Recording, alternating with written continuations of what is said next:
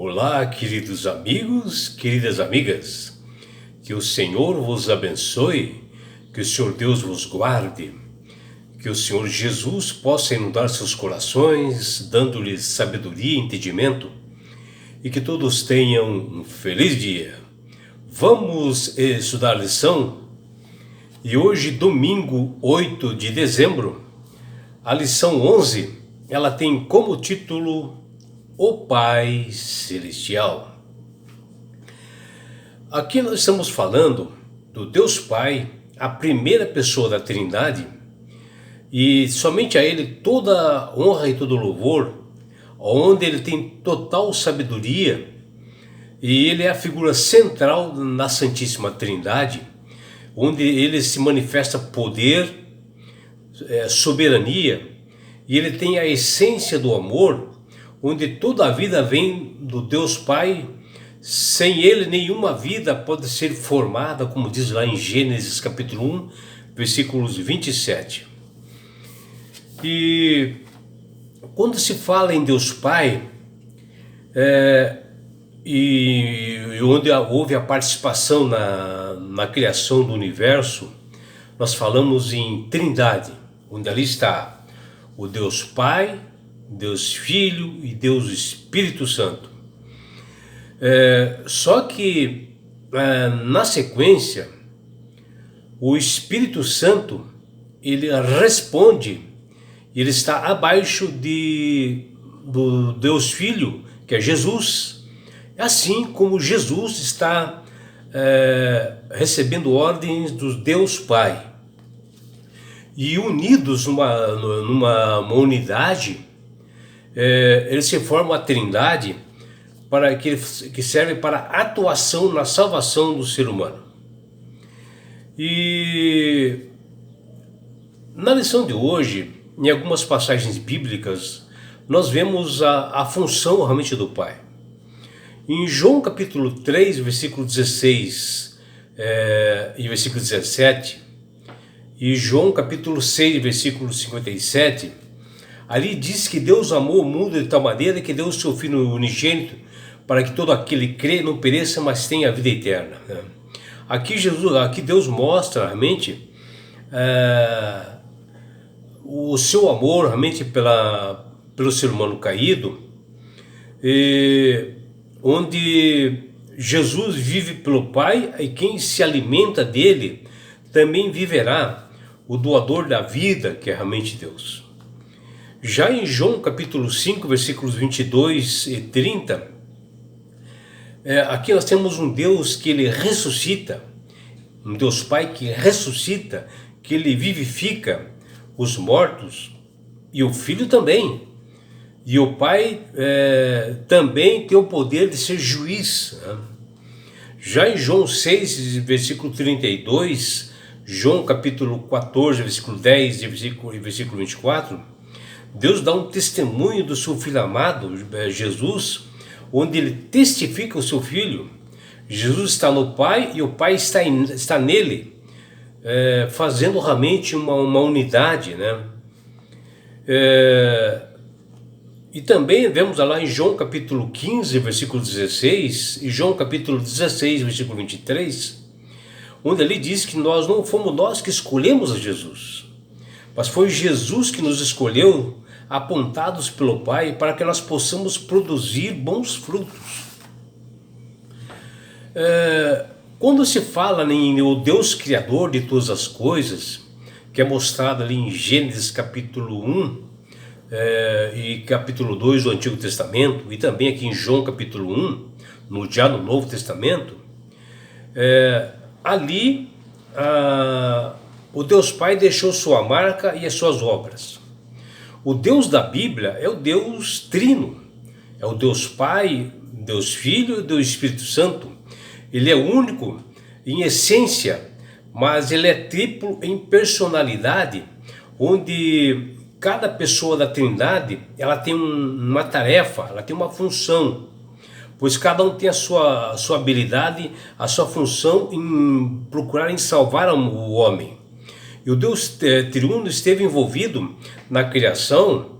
Se nós olharmos ali em Gênesis capítulo 1, versículo 26, observamos isto quando nos diz: façamos o homem a nossa imagem, e conforme a nossa semelhança, que está lá em Gênesis capítulo 1, versículo 26. E aqui o que nós observamos é que está no plural, né? O pronome pessoal, aí aqui a presença da Trindade na criação, o Deus Pai, Deus Filho e Espírito Santo criando realmente o universo, criando o homem.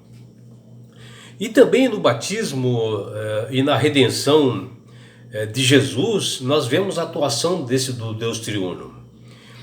E o apóstolo Paulo fala claramente em Hebreus 9,14, que ele nos diz: muito mais o sangue de Cristo, que pelo Espírito Eterno a si mesmo se ofereceu sem mácula a Deus, purificará a nossa consciência de obras mortas para servirmos ao Deus vivo. Está em Hebreus 9,14.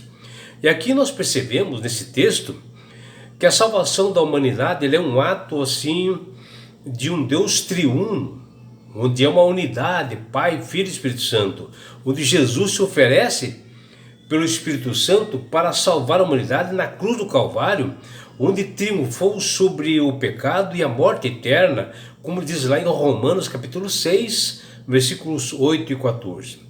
Porém o Deus Pai e o Espírito Santo sofreram com ele, Jesus, ali, quando ele esteve agonizando na cruz do Calvário, ao jorrar seu sangue em pagar pelos nossos pecados e nos salvar da morte eterna.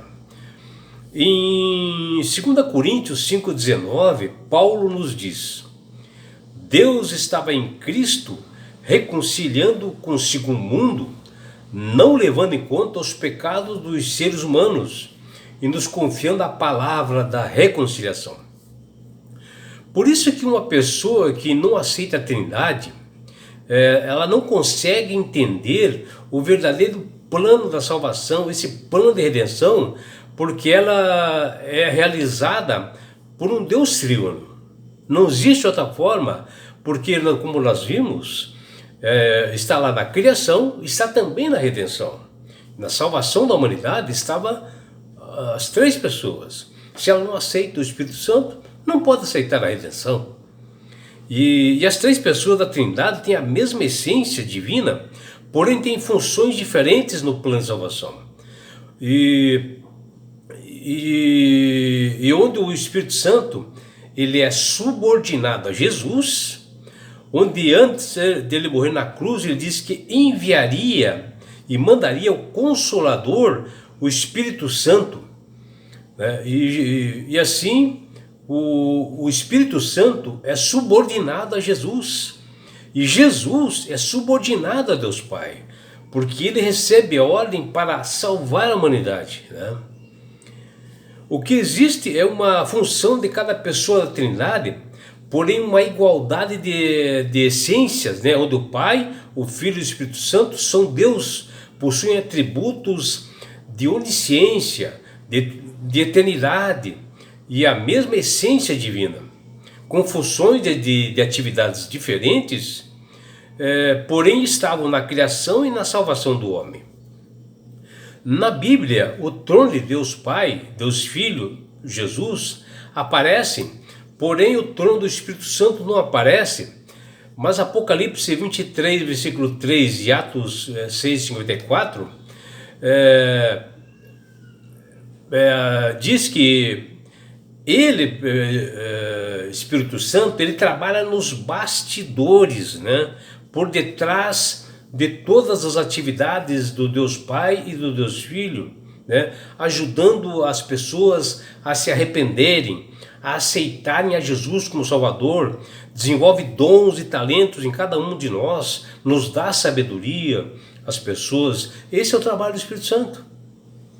E em João 16,14, Jesus menciona a função principal do Espírito Santo quando ele diz: ele me glorificará, porque há de receber do que é meu e vou-lo há de anunciar. Veja aqui, isso é Jesus falando isso. Se a função do Espírito Santo é glorificar a Jesus, é muito claro, né, para todos nós que ele é uma pessoa e que ele trabalha nos bastidores por detrás para ajudar realmente as pessoas a se arrependerem, né? Para que o nome de Jesus apareça e o Deus Pai também apareça e seja glorificado e honrado, para que a obra do Deus Triuno tenha sucesso. Porque foi a Trindade que criou o universo, né? Incluindo todos nós, todos os seres que habitam no universo, foi criado por esse Deus Triuno, pela Trindade. E em nosso planeta houve uma criação especial, que foi a criação da humanidade. E assim a Trindade trabalha na salvação de todos nós hoje, né? Devido um erro que se cometeu lá atrás, né? Onde Adão e Eva caíram nos enganos de Lúcifer e trouxe o pecado para o mundo, e assim houve uma ruptura, um distanciamento entre nós e o Deus Triuno. Enquanto esteve aqui na forma humana, Jesus se submeteu à vida ao Pai, vivendo de acordo com a sua orientação. E ele disse, eu e o Pai somos um, que está lá em João 10:30. E ainda falou, o Pai está em mim e eu estou no Pai, está lá em João 10:38. E mencionou para nós refletirmos, né? Que ele diz lá, se não faço as obras do meu Pai, não acredita em mim. Isso são palavras de Jesus, que está lá em João 10:37. Nicodemos, quando na calada da noite foi ao encontro de Jesus, né, dele tocado pela terceira pessoa da Trindade, pelo Espírito Santo, ele diz para Jesus, mestre, vindo da parte de Deus, que está lá em João 3:2. Ninguém pode fazer os sinais que tu fazes. E Nicodemos reconheceu a Jesus como Filho de Deus. E João Evangelista narra a missão do Filho de Deus e diz, porque Deus amou o mundo de tal maneira que deu seu Filho unigênito para que todo o que nele crê não pereça, mas tenha a vida eterna, que está lá em João 3:16. Pois isto é que o Deus Triuno, ele não deixou Nicodemos, o membro do Sinédrio, perecer. O Espírito Santo começou firmemente a tocar em seu coração para que ele fosse buscar, para que ele fosse atrás de Jesus, a segunda pessoa da Trindade, né? E a sua vida, após isso, foi transformada pelo poder do Espírito Santo, que acabou tocando a sua vida. E assim, que a Sagrada Escritura nos diz, porquanto Deus enviou o seu Filho ao mundo, não para julgar-se o mundo, mas para que o mundo fosse salvo por ele, está lá em João 3:17. E Jesus não julgou Nicodemos, e também não julgou José de Arimateia, membros do Sinédrio, inclusive os salvou. E foi por isso que Jesus disse, assim como o Pai que vive me enviou, igualmente eu vivo pelo Pai. Também quem de mim se alimenta, por mim viverá, né? E todo aquele que busca a Jesus, tocado pelo Espírito Santo, viverá para todo sempre, né? Assim como Nicodemos, como José de Arimateia, Jesus afirma a unidade com o Pai e diz que a ele, o Pai, confiou todo o julgamento, que está lá em João 5:22. E Jesus diz que o seu juízo é justo, porque não procura a sua própria vontade, mas a vontade do Deus Pai. A decisão é assim daquele que o enviou, ou seja, o Pai, que está lá em João 5:30. Em João 6:32, Jesus diz aos fariseus de que quem deu o maná ao povo não foi Moisés, como eles achavam. O verdadeiro pão do céu quem deu foi o meu Pai que nos dá. Isso Jesus falando para os fariseus, indicando que é o Deus Pai que enviou realmente aquele maná para o povo de Israel, mostrando assim essa estreita unidade, essa ligação com o Deus Pai, um relacionamento íntimo entre a Trindade, nessa tentativa de salvar a humanidade para que todos aceitem realmente essas boas novas. E é por isso, meu amigo, minha amiga, que Deus tem falado com todas as pessoas para aceitarem a Jesus como Salvador e Senhor. Porque quando você aceitar Jesus como Salvador e Senhor na sua vida, você passa a ser uma pessoa sábia, de entendimento, passa a manusear melhor as Escrituras e verá que a salvação é somente através de Jesus, não existe outro meio. E é Ele que realmente vai fazer com que juntos a Trindade nos salve, nos leve para as mansões celestiais. E não é só isso, meu amigo, minha amiga. Quando você aceita Jesus como Salvador e Senhor da sua vida, sinceramente, você ganha de Deus esse presente que chama-se salvação. E com isto, na grande volta de Jesus que se aproxima, porque ele deu esses sinais lá em Mateus 24 e Lucas 21, que ele está se aproximando, e ao chegar nesse mundo, ele, Jesus, levará você, a sua família, seus filhos, seus amigos e todos nós para as mansões celestiais. Um lugar, meu amigo, minha amiga, de onde não haverá mais morte, mais dores, mais aflições, não haverá mais sofrimentos. Você estará no céu, você poderá abraçar seus entes queridos, você terá a oportunidade de estar assim, face a face com Jesus. Já imaginou? E sabe por que Deus quer fazer isto com você, minha amiga? Com você, meu amigo? Porque Jesus te ama. Abraços do seu amigo João Carlos Amorim.